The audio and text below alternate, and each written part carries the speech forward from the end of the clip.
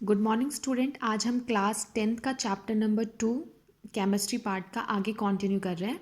जो हमारी डिस्कशन में टॉपिक चल रहा था वो चल रहा था केमिकल प्रॉपर्टीज़। तो मैंने प्रीवियस वीडियो में आपको 2 केमिकल प्रॉपर्टीज़ आपके साथ डिस्कस कर ली थी। बाकी हमारी 3 केमिकल प्रॉपर्टीज़ रह गई हैं जिसे आज हम डिस्कस करेंगे। पहली प्रॉपर्टी मैंने आपको ये बताया था कि कोई भी एसिड अगर किसके साथ रिएक्ट करता है, मेटल के साथ, तो वो हमेशा क्या बनाता है, सॉल्ट, और साथ में गैस रिलीज करता है जिसका नाम क्या है, हाइड्रोजन गैस। सेकेंड प्रॉपर्टी हमने पढ़ा था कि कोई भी मेटल कार्बोनेट, अगर हम किसी भी मेटल कार्बोनेट को लेते हैं, जैसे मेटल कार्बोनेट, सोडियम कार्बोनेट लिया, अगर हम उसको किसी भी एसिड के साथ रिएक्ट करते हैं तो हमें पता है कि वहाँ पर प्रोडक्ट क्या बनेगा, हमेशा सॉल्ट प्लस कार्बन डाइऑक्साइड और प्लस वाटर। ठीक है। तो आज का जो डिस्कशन का टॉपिक है वो है हमारा कि कोई भी एसिड अगर किसके साथ रिएक्ट करता है, metal hydrogen carbonate. Metal hydrogen carbonate को हम बोल सकते हैं मेटल बाय कार्बोनेट। ठीक है। जब हम कोई भी मेटल हाइड्रोजन कार्बोनेट को लेते हैं और हम उसको किसके साथ रिएक्ट करते हैं, एसिड के साथ, तो वो सेम वही प्रोडक्ट देगा जिस तरीके से आपका कार्बोनेट देता है, सॉल्ट बनाता है और साथ में हाइड्रोजन वाटर देता है और साथ में क्या रिलीज़ करता है, कार्बन डाइऑक्साइड। जैसे एग्जाम्पल के लिए Na का मतलब क्या होता है, सोडियम, और SCO3 को क्या कहते हैं हम, हाइड्रोजन कार्बोनेट। जब दोनों मिलते हैं तो क्या बनाते हैं, सोडियम हाइड्रोजन कार्बोनेट। अब तो क्लियर है आपको। अब आपने इसमें एसिड डाला और वो एसिड क्या था आपका, HCl, जिससे आप क्या कहते हैं, हाइड्रोक्लोरिक एसिड। ठीक। जब दोनों रिएक्ट हुए तो उसने किसका फॉर्मेशन किया, सॉल्ट का। तो सॉल्ट आपका क्या बना, सोडियम क्लोराइड, और उसने क्या रिलीज किया साथ में, कार्बन डाइऑक्साइड और वाटर। तो ये क्या हो गया कि कोई भी अगर एसिड, अगर कोई भी आपको बोलता है कि कोई भी एसिड को अगर आप किसके साथ रिएक्ट करोगे, हाइड्रोजन कार्बोनेट के साथ, तो वो आपको क्या प्रोडक्ट देगा, तो आपको हमेशा याद रखना है कि वो आपको सॉल्ट प्लस कार्बन डाइऑक्साइड और प्लस वाटर देगा। अब जो पॉइंट आपको क्या नाम है, अपने दिमाग में बैठाना है जिससे रीजनिंग क्वेश्चन बन जाता है, तो ये जो मैं बता रही हूँ इसे ध्यान से सुनना। When acid react with carbonate, अगर कोई भी एसिड किसके साथ रिएक्ट करता है, कार्बोनेट और हाइड्रोजन कार्बोनेट, तो हमें पता है कि वो कौन सी गैस इवॉल्व करता है, कार्बन डाइऑक्साइड। अब यहाँ पर 2 कंडीशन है। Carbon dioxide gas react with lime water, अगर आप किसी भी लाइम वाटर को लेते हो और कार्बन डाइऑक्साइड के साथ उसे रिएक्ट करते हो, अगर कार्बन डाइऑक्साइड जो है उसकी क्वांटिटी क्या है, एक कंडीशन में कम होगी और एक कंडीशन में क्या होगी, जब आप कार्बन डाइऑक्साइड की क्वांटिटी क्या लोगे आप, एक्सेस, मतलब बहुत ज़्यादा। जैसे एक एग्जांपल लेते हैं, अगर मैंने लाइम वाटर लिया, लाइम वाटर का दूसरा नाम क्या होता है, कैल्शियम हाइड्रो ऑक्साइड, जो कि मैंने आपको चैप्टर नंबर 1 में भी डिस्कस किया था। तो कैल्शियम हाइड्रो ऑक्साइड को आपने लिया, जिसे हम किसका नाम देते हैं, लाइम वाटर का। उस लाइम वाटर के अंदर आपने कौन सी गैस पास की, कार्बन डाइऑक्साइड। जैसे ही आपने कार्बन डाइऑक्साइड, और उसमें जो कार्बन डाइऑक्साइड की मात्रा है वो ज़्यादा नहीं है, वो क्या है, कम वाली कंडीशन है। तो जब आपने लिया तो उसने आपको क्या किया, एक प्रोडक्ट बना के दी जिसका नाम क्या है, कैल्शियम कार्बोनेट। इसका मतलब ये क्या था, ट्रांसपेरेंट कलर का। जब इसमें कार्बन डाइऑक्साइड आपने पास किया तो वो ट्रांसपेरेंट कलर किस में कन्वर्ट हो गया, वाइट PPT के अंदर। मतलब जैसे दूध का कलर होता है वाइट, उसी तरीके से क्या हो गया, वाइट कलर बन गया, जिसको आप किसका नाम देते हैं, कैल्शियम कार्बोनेट। कैल्शियम कार्बोनेट, जैसे एक एग्जांपल मैं देती हूँ कि जब आपके घरों में क्या नाम है, मार्बल्स लगते हैं, तो जब उसकी घिसाई होती है तो जब वो घिसाई करता है तो आपने देखा होगा वाइट कलर का पानी निकलता है ना। तो उसका मतलब उसमें क्या प्रेजेंट है, कैल्शियम कार्बोनेट। ठीक। और साथ में क्या प्रोड्यूस है, वाटर। क्लियर यहाँ तक। अब मान लो मैंने क्या किया, कैल्शियम कार्बोनेट जो बना उसको मैंने किया कि एक्सेस ऑफ कार्बन डाइऑक्साइड का यूज़ किया। किसका यूज़ किया, एक्सेस। जब मैंने उसी वाइट PPT के अंदर अब क्या किया, मोर अमाउंट में किसको यूज़ किया, कार्बन डाइऑक्साइड, और उसमें थोड़ा सा क्या डाल दिया, वाटर। तो वो आपको क्या करेगा, कैल्शियम हाइड्रोजन कार्बोनेट प्रोड्यूस करके दिखाएगा, जो कि किसके साथ सॉल्युबल हो चुका होगा, वाटर के साथ। और कलर कैसा होगा, एक तरीके से ट्रांसपेरेंट। ठीक है। तो इसमें कभी कभी आपसे क्वेश्चन पूछ लिया जाता है कि एक ऐसा कंपाउंड है जब हम उसमें क्या करते हैं, कार्बन डाइऑक्साइड को रिएक्ट करते हैं, लेस अमाउंट में कार्बन डाइऑक्साइड को रिएक्ट करते हैं, तो वो एक वाइट कलर की PPT बनाता है। तो आपके माइंड में याद होना चाहिए कि एक ऐसा कंपाउंड जो कम क्या नाम है, CO2 के साथ रिएक्ट करता है और वाइट कलर की PPT, तो आपको ये रिएक्शन याद होनी चाहिए कि कैल्शियम हाइड्रो ऑक्साइड को अगर हम कार्बन डाइऑक्साइड के साथ ट्रीट करते हैं तो वो आपको एक वाइट कलर की PPT देता है जिसका नाम क्या है, कैल्शियम कार्बोनेट, और साथ में क्या देगा, वाटर। अब उसने बोला कि जो वाइट PPT प्रोड्यूस है उसको हमने दोबारा क्या किया, एक्सेस ऑफ कार्बन डाइऑक्साइड के साथ ट्रीट किया, तो वो एक सॉल्युबल सोल्यूशन फॉर्म करके देगा। वो सॉल्युबल सोल्यूशन कौन है? तो आपको पता होना चाहिए कि वो सॉल्युबल सोल्यूशन क्या है, कैल्शियम हाइड्रोजन कार्बोनेट, क्योंकि बहुत इंपॉर्टेंट चैप्टर है और इसकी रिएक्शंस भी बहुत इंपॉर्टेंट है। तो जो मैं बोल रही हूँ उसे ध्यान से सुना। कभी कभी आपको 1 मार्क्स में रिएक्शन में दे देंगे कि सोडियम हाइड्रोजन कार्बोनेट को आप HCl के साथ रिएक्ट करो और प्रोडक्ट बताओ क्या पता है। तो जब तक आपका ये कॉन्सेप्ट क्लियर नहीं होगा तब तक आप रिएक्शंस को नहीं लिख पाओगे। तो इसलिए ये इंपॉर्टेंट रिएक्शन है, इसे ध्यान से याद रखना है आपको।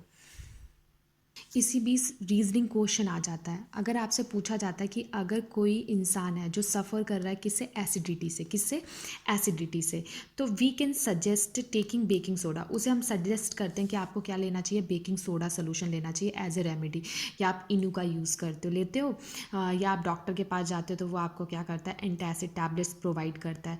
तो इसका मतलब क्या है, अगर कोई भी एसिडिटी से है तो हमें बेकिंग सोडा, हम क्यों बोलते हैं उसे, क्योंकि हमें पता है कि बेकिंग सोडा जो है जब वो किसके साथ रिएक्ट करेगा, एक्सेस ऑफ हाइड्रोक्लोरिक एसिड के साथ। तो वो कोई भी एसिड अगर किसी भी बेस के साथ रिएक्ट करता है तो वो क्या होता है, बताओ मुझे, न्यूट्रलाइज कर देता है उस चीज़ को। तो अभी हम डिस्कस भी करेंगे न्यूट्रलाइजेशन रिएक्शन के बारे में, ये डिस्कस भी होगा, पर आपको पता होना चाहिए एसिडिटी के बारे में। क्लियर है? नेक्स्ट आता है एग शेल। अब आपको ये भी पता होना चाहिए कि जो आपका अंडे का छिलका होता है वो किससे बना होता है, कैल्शियम कार्बोनेट से। कभी कभी आपको क्वेश्चन में क्या देंगे कि अगर हम एग शेल को डाइल्यूट H2SO4 के साथ रिएक्ट करते तो वो क्या प्रोडक्ट बनाएगा। अब एग शेल बोल देते हैं बच्चों को। अब बच्चे कंफ्यूज हो जाते हैं कि एग शेल की जगह पे हम कौन सा रिएक्शन लिखे। तो आपको पता होना चाहिए कि एग शेल की जगह पे आपको कौन सा रिएक्शन लिखना पड़ेगा। एग शेल का मतलब क्या है, कैल्शियम कार्बोनेट। अब आप उसको किसके साथ रिएक्ट करोगे, H2SO4 के साथ। तो वो आपको क्या देगा, calcium sulphate plus water plus carbon dioxide. तो होप करती हूँ अब आपको समझ में आ गया होगा ये रीजनिंग क्वेश्चन कि हम बेकिंग सोडा क्यों लेते हैं, क्योंकि वो उसके इफेक्ट को न्यूट्रलाइज कर देता है। अगर कोई भी बोलेगा आपको एग शेल को किसके साथ रिएक्ट करो, सल्फ्यूरिक एसिड के साथ, तो एग शेल के जगह पे आप कौन सा फॉर्मूला यूज रखोगे, कैल्शियम कार्बोनेट का। अब हम डिस्कस करते हैं फोर्थ प्रॉपर्टी, जिसमें एसिड किसके साथ रिएक्ट करेगा, बेस के साथ। तो कोई भी एसिड अगर बेस के साथ रिएक्ट करता है तो वो क्या बनाता है, सॉल्ट और वाटर। इसी रिएक्शन को हम किसका नाम देते हैं, न्यूट्रलाइजेशन रिएक्शन। आपने 6th-7th क्लास में भी पढ़ा होगा। न्यूट्रलाइजेशन रिएक्शन का मतलब होता है कि कोई भी एसिड अगर किसके साथ रिएक्ट करता है, बेस, तो वो आपको क्या बना के देता है, सॉल्ट प्लस वाटर। इसी रिएक्शन को हम किसका नाम देते हैं, न्यूट्रलाइजेशन रिएक्शन। जैसे एग्जाम्पल के लिए HCl है और मैंने उसमें क्या यूज़ किया, NaOH यूज़ किया। HCl क्या है, मेरा एसिड, और NaOH क्या है, सोडियम हाइड्रोक्साइड, क्या मेरा बेस। जब दोनों रिएक्ट हुए तो उसने क्या बनाया, सोडियम क्लोराइड, जिसको आपने सॉल्ट का नाम दिया, और क्या रिलीज़ किया, वाटर रिलीज़ किया। तो the reaction between acid and base, वो रिएक्शन जो एसिड और बेस के साथ होती है और वो किसका फॉर्मेशन करती है, सॉल्ट और वाटर का, उसी को हम किसका नाम देते हैं, न्यूट्रलाइजेशन रिएक्शन। क्या कहते हैं, न्यूट्रलाइजेशन रिएक्शन। अब न्यूट्रलाइजेशन रिएक्शन में एक वर्ड से अवेयर करा दूं आपको, क्योंकि कभी कभी एक वर्ड आता है अल्कलीज। अल्कलीज का मतलब क्या है, अल्कलीज एक बेस होता है। क्या होता है, एक बेस। क्योंकि जब मैं बेस की प्रॉपर्टी आपको समझाऊंगी तो आपको वहाँ क्लियर हो जाएगा। बस अभी आप याद रखो कि अल्कलीज का एक बेस जो कि पूरी तरीके से वाटर के साथ क्या होता है, डिसॉल्व हो जाता है। क्या होता है, डिसॉल्व हो जाता है। उसी को हम किसका नाम देते हैं, अल्कलीज। कभी भी कोई पूछता है कि अल्कलीज क्या है तो आप बताओगे अल्कलीज वो बेस है जो कि वाटर के साथ क्या होता है, ईजिली डिसॉल्व हो जाता है। यहाँ पर एक रीजनिंग क्वेश्चन भी अराइज होता है कि ऑल अल्कलीज आर बेस। हर मतलब और जितनी भी अल्कलीज है उसको हम बेस कहते हैं, पर जो बेस होते हैं वो अल्कलीज काउंट नहीं होती। क्यों, क्योंकि जो डिज़ोल्व हो जाएगा वो अल्कलीज माना जाएगा, और जो वाटर में डिज़ोल्व नहीं होगा वो अल्कलीज नहीं माना जाएगा। तो कुछ ऐसे बेसेस होते हैं जो कि वाटर में अच्छी तरीके से डिज़ोल्व नहीं हो पाते, इसलिए हम बेस को अल्कलीज का नाम नहीं देते। होप करती हूँ आप समझ में आपको आ गया होगा कि मैंने ये क्वेश्चन क्यों बोला, क्योंकि अभी हमने न्यूट्रलाइजेशन रिएक्शन पढ़ा तो अब क्लियर हो गया होगा कि एसिड अगर बेस के साथ रिएक्ट करते तो वो उसके excess amount of hydrochloric acid जो हमारे स्टमक में सिक्रीट होती है उसे क्या करता है, न्यूट्रलाइज कर देता है। इसलिए हम डॉक्टर के पास जाते हैं तो वो हमें क्या देता है, एक तरीके से एंटासिड टैबलेट्स। अब हम आते हैं लास्ट टाइप की रिएक्शन के ऊपर। कोई भी एसिड अगर किसके साथ रिएक्ट करता है, मेटल ऑक्साइड के साथ। कोई भी एसिड अगर किसके साथ रिएक्ट करता है, मेटल ऑक्साइड के साथ, तो वो आपको क्या बना के देगा, सॉल्ट प्लस वाटर। तो मेटल ऑक्साइड है, मैंने उसको एसिड के साथ रिएक्ट किया तो वो मुझे क्या देगा, सॉल्ट प्लस वाटर। जैसे एग्जाम्पल के लिए मैंने एक बीकर लिया, ठीक है, बीकर के अंदर मैंने डाइल्यूट हाइड्रोक्लोरिक एसिड ले लिया। अब हाइड्रोक्लोरिक एसिड के बाद अब मेटल ऑक्साइड का मतलब जो कॉपर है, कॉपर का पाउडर जब आप लोगे ब्लैक कलर का तो वो किसके कांटेक्ट में आएगा? ऑक्सीजन के साथ। तो जब वो ऑक्सीजन के साथ रिएक्ट होगा तो क्या बनाएगा? Copper oxide. अब आपने उस कॉपर ऑक्साइड को किसके साथ डिसॉल्व कर दिया? HCl के साथ, और अच्छी तरीके से स्टीयरिंग के हिस्से क्या किया? अच्छी तरीके से उसे मिक्स किया। जब आपने मिक्स किया तो जो कॉपर ऑक्साइड था उस टाइम पे वो कौन से कलर का था? ब्लैक कलर का। और जब आपने HCl को ऐड किया तो उसने अपने कलर को किस में चेंज कर दिया? ब्लू ग्रीन कलर के अंदर। ठीक है, तो उसने आपको सॉल्ट दिया और वाटर। तो यहाँ पर एक क्वेश्चन ऐसे अराइज होगा, बोलेंगे कि एक ऐसा मेटल ऑक्साइड है जो किसी भी एसिड, जो एसिड के साथ रिएक्ट करता है वो ब्लैक कलर को किस में कन्वर्ट कर देता है? ब्लू ग्रीन कलर में। तो आपको ये रिएक्शन याद होनी चाहिए कि कॉपर ऑक्साइड ब्लैक कलर का होता है और जो उसका फॉर्मेशन होता है वो कौन सा होता है? ब्लू ग्रीन कलर का। तो जो ब्लू ग्रीन प्रोडक्ट बनता है उसको हम किसका नाम देते हैं? कॉपर क्लोराइड का। नेक्स्ट है पॉइंट जो हमें याद होना चाहिए, MgOH का होल टॉइस। अभी मैंने बताया कि न्यूट्रलाइजेशन इफेक्ट के लिए हम क्या करते हैं? मैग्नीशियम हाइड्रोक्साइड, ये एंटा एसिड माना जाता है। क्या माना जाता है? एंटा एसिड टैबलेट्स, जिसे हम एक और नाम से जानते हैं मिल्क ऑफ मैग्नीशिया। और ये कौन से नेचर का होता है? बेसिक नेचर का। कौन सा होता है? बेसिक नेचर, क्योंकि वो किसी भी एसिड्स के इफेक्ट्स को क्या करता है? न्यूट्रलाइज कर देता है। ठीक है, तो होप करती हूँ कि ये वाला आप रिएक्शन अच्छी तरीके से लर्न कर लोगे।